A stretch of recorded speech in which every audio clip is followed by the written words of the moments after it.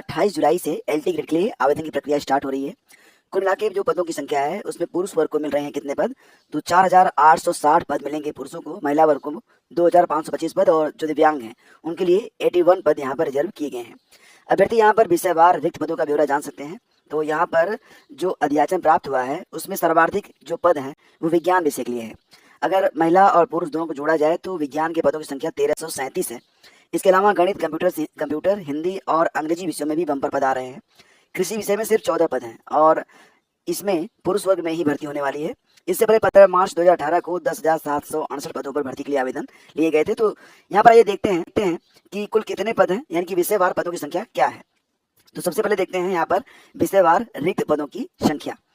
हिंदी में देखते हैं तो हिंदी में कुल मिला के जो पद हैं ये 687 पद हैं और पुरुषों के लिए हिंदी में कुल पद कितने हैं, तो 568 पद पुरुषों के लिए हैं, महिलाओं के लिए 119 पद। अंग्रेजी में कुल 653 पद, पुरुष के लिए 540, महिला के लिए 113। इसके बाद सामाजिक विज्ञान में कुल 701 पद हैं, पुरुष के लिए 561, महिलाओं के लिए 140। जीव विज्ञान में कुल 214 पद, 185 पद for male and for female only 29। विज्ञान में 1337 पद, जिसमें पुरुषों के लिए 764, महिलाओं के लिए 573 पद हैं। गणित के लिए कुल 1093 पद हैं।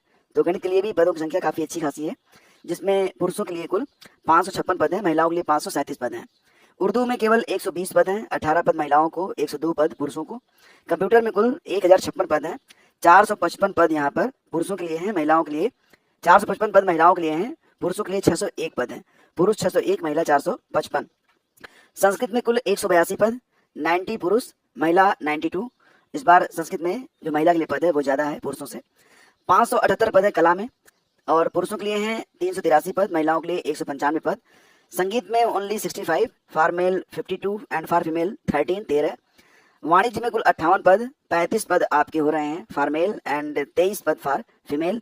258 पद हैं शारीरिक शिक्षा में, 203 पद पुरुषों के लिए, 55 पद महिलाओं के लिए।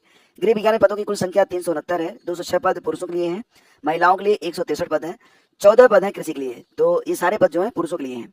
इस प्रकार से देखा जाए तो 4860 पद बन रहे हैं फॉर मेल और 2525 पद बन रहे हैं फॉर फीमेल। तो आवेदन जो है शुरू होने वाले हैं। और रही बात एलिजिबिलिटी की, योग्यता की, तो सारी बातें ऑलरेडी हम लोग डिस्कस कर चुके हैं, आप लोग चेक कर सकते हैं। LT grade eligibility study with ज्ञान प्रकाश लिखकर सर्च करेंगे तो नोटिफिकेशन जो मूडू से जारी किया गया था नई योग्यता के बारे में वो भी आपको देखने को मिल जाएगा। पहला कमेंट भी आप चेक कर लीजिएगा, आपको योग्यता से संबंधित सारी दिक्कतें उसमें दूर कर दी गई हैं। उम्र सीमा दोस्तों जैसा कि आप जानते हैं 40 साल रखी गई है और जो लोग रिजर्व कैटेगरी से आएंगे उनको लगभग जैसे कि SC ST OBC हैं या फिर उत्तर प्रदेश राज्य कर्मी हैं तो 5 साल की छूट मिलने वाली है। 45 साल तक दिव्यांगों को भी यहाँ पर छूट मिलती है। तो इस प्रकार से जो छूट है उसको पाने के बाद जो उम्र है 45 और कुछ मामले में तो इससे भी ज्यादा उम्र के अभ्यर्थी जो है आवेदन कर पाएंगे। लेकिन दोस्तों यहाँ पर एक बड़ा सवाल उठता है।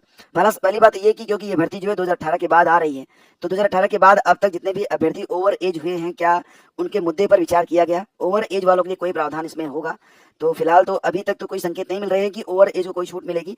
दूसरी बात यह कि अभी तक जो है प्री और मेंस का सिलेबस क्या रहेगा ये क्लियर नहीं हुआ है। फिलहाल 28 तारीख को प्री मेंस का जो सिलेबस है वो क्लियर हो जाएगा कि प्री की परीक्षा में क्या होगा, मेंस में क्या होगा। हालांकि जीएस और सब्जेक्ट दोनों आपको पढ़ना चाहिए क्योंकि दोनों से संबंधित प्रश्न जो है प्री में भी रहेंगे, मेंस में भी रहेंगे।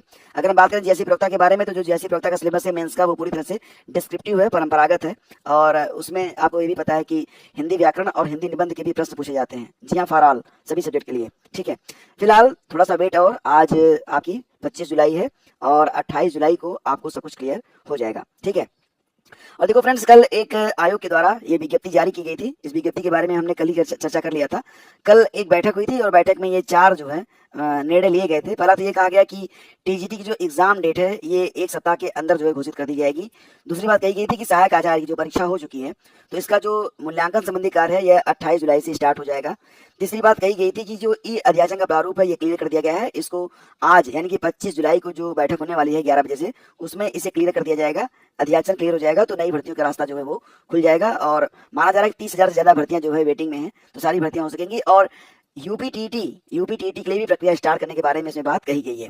एग्जैक्टली देखा जाए तो उत्तर प्रदेश शिक्षक पात्रता परीक्षा की प्रक्रिया शुरू करने की बात उसमें कही गई है। तो इससे पहले 2021 में यूपीटीटी का आयोजन 23 जनवरी 2022 को किया गया था। 4 साल बाद ये परीक्षा होने जा रही है। उप सचिव शिवजी मालवीय के अनुसार बैठक में तय हुआ कि टीजीटी भर्ती परीक्षा की नई तारीख 1 सप्ताह के भीतर होगी और अध्याचन का प्रारूप भी तैयार हो गया है, जिस पर आज यानी कि शुक्रवार को अंतिम मुहर लगा दी जाएगी। और जो विज्ञापन संख्या 51 है तो उसके लिए जो मूल्यांकन कार्य हैं वो शुरू हो जाएंगे आपके 28 जुलाई से। तो दोस्तों यहाँ पर देखा जाए ना तो लगभग 30,000 पदों पर शिक्षकों की भर्ती का रास्ता साफ। टीजीटी पीजीटी पदों के अधियाचन प्रारूप को मिला अंतिम स्वरूप, आज ये फाइनल हो जाएगा। टीजीटी 2022 की परीक्षा तिथि अगले सप्ताह डिक्लेयर की जाएगी और शिक्षा सेवा चयन आयोग शुरू करेगा शिक्षक पात्रता परीक्षा। तो यानी कि यूपी टीटी से संबंधित जो निर्णय हैं वो भी ले लिए जाएंगे। तो इस प्रकार से बहुत ही जल्द आपको शिक्षा आयोग ये पटरी पर आता हुआ दिखाई दे रहा है। अगर हम बात करें यहाँ पर तो आपको पता ही है ना कि आयोग को लेकर जो नकारात्मकता का वातावरण बना हुआ था उसे दूर करने के बारे में इस नोटिस से प्रयास किया गया है, इस बैठक में प्रयास किया गया है कि आयोग के बारे में जो कुछ भी चीजें चल रही हैं उसमें थोड़ी सी पॉजिटिविटी लाई जा सके। छात्रों के निशाने पर चल रहे आयोग ने चुप्पी तोड़ी है और ये नोटिस जारी की है। हालांकि आजकल मैं देखता हूँ ना कि दो धड़े बन चुके हैं, दो क्या तीन बन चुके हैं। एक तो है कि जो हर बात पर विश्वास कर लेता है जो कुछ भी हो, दूसरा ये है कि जो सही विज्ञप्ति होती है उस पर भी सवाल उठाता है, जो सही चीजें होती है ना उस पर भी एक धड़ा ऐसा भी है अभ्यर्थियों का जो हर बात पर सवाल उठाता है। ये नोटिस जब कल आई थी मैंने इसे चैनल पर बताया था आप लोगों को, बहुत सारे कमेंट आए फेक है फेक है फेक है। भाई फेक नहीं है, फेक आने से पहले मैं चेक कर लेता हूँ कि क्या फेक है क्या नहीं है। जो चीजें फेक होती हैं इस चैनल पर आती ही नहीं है, हम उस पर बात ही नहीं करते हैं और आपको टेलीग्राम पर ही केवल बता देते हैं कि ये नोटिस फेक है, इसके बारे में बात नहीं होगी चैनल पर, ठीक है। तो जो सही होता है बस वही बातें यहाँ पर की जाती है, तो फेक वगैरह के बारे में तो यहाँ पर जगह ही नहीं है। अगर फेक होती तो उस पर चर्चा ही नहीं होती। और फिलहाल ये सारी अपडेट्स आज के अखबारों में भी आ गई है, तो सारी बातें जो है वो समाप्त हो गई हैं। आरओ के बारे में जो एस्पायरेंट हैं उनको मैं ये कहना चाहूंगा कि इस परीक्षा केंद्र तो दूर बनाए गए हैं, लेकिन कुछ परीक्षा केंद्र तो इतने दूर बना दिए गए हैं कि अगर आप एक दिन पहले चलकर उस शहर में नहीं पहुंचेंगे और बिल्कुल अर्ली मॉर्निंग आप अपने परीक्षा केंद्र पहुंचने की व्यवस्था नहीं करेंगे तो हो सकता है आपकी परीक्षा ही छूट जाए, क्योंकि कुछ परीक्षा केंद्र ऐसे हैं जो 25-30 किलोमीटर की दूरी तक बनाए गए हैं।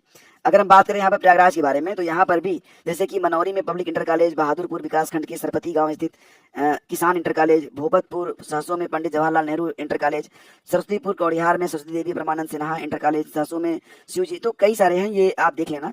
और अपना जो एडमिट कार्ड है उस पर जो परीक्षा केंद्र है उसकी दूरी के बारे में एक बार कंफर्म जरूर कर लेना, अदरवाइज हो सकता है कि 8 बजे की रिपोर्टिंग टाइम है और 8:45 पर जो है गेट बंद हो जाएगा, तो हर हालत में आपको 8:45 तक गेट पर पहुंचना ही है। और मुझे लगता है ना कि 8:45 के बाद अगर आप पहुंच रहे हैं ना तो परीक्षा नहीं दे पाएंगे। कारण इसका ये है कि बहुत ही सख्त तरीके से परीक्षा करवाई जा रही है, तो बिल्कुल सुनिश्चित करें कि 8 बजे आप अपने गेट पर रहें, ठीक है।